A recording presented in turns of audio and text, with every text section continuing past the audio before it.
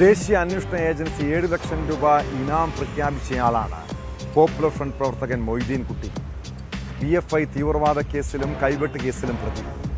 ആയുധ പരിശീലന കേസിലടക്കം പ്രതിയായ ഈ മലപ്പുറം സ്വദേശി കുറേ നാളുകളായി പിടികിട്ടാപ്പുള്ളിയായിരുന്നു. PFI നിരോധനത്തിന് പിന്നാലെയാണ് മൊയ്തീൻ കുട്ടി വിദേശത്തേക്ക് കടന്നത്.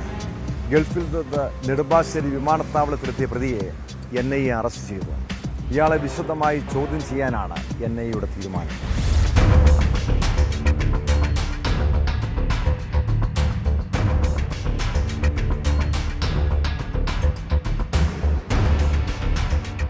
പോപ്പുലർ ഫ്രണ്ട് പ്രവർത്തകനായ മലപ്പുറം വളാഞ്ചേരി സ്വദേശി മൊയ്തീൻ കുട്ടിയെ NIA ആണ് അറസ്റ്റ് ചെയ്തത്.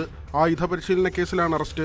മൊയ്തീൻ കുട്ടി 2022 മുതൽ ഒളിവിലായിരുന്നു. PFI നിരോധനവുമായി ബന്ധപ്പെട്ട് NIA രജിസ്റ്റർ ചെയ്ത കേസിൽ പിടികിട്ടാപ്പുള്ളിയായിരുന്നു ഇയാൾ.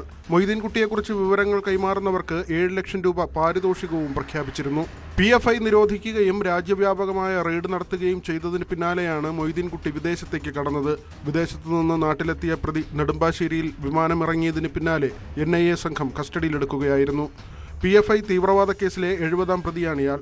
പോപ്പുലർ ഫ്രണ്ടിന്റെ ആയുധ പരിശീലന വിഭാഗത്തിന്റെ കോർഡിനേറ്ററായിരുന്നു മൊയ്തീൻ കുട്ടി എന്നാണ് NIA പറയുന്നത്. മൊയ്തീൻ കുട്ടി നേരത്തെ കൈവെട്ട് കേസിലും പ്രതി ചേർക്കപ്പെട്ടയാളാണ്. പ്രതിയെ NIA സംഘം വിശദമായി ചോദ്യം ചെയ്യും.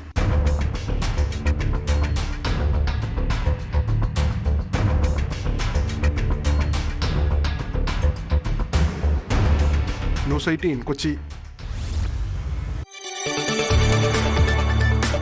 കൂടുതൽ വാർത്തകൾക്ക് news 18 Keralam YouTube channel subscribe ചെയ്യുക.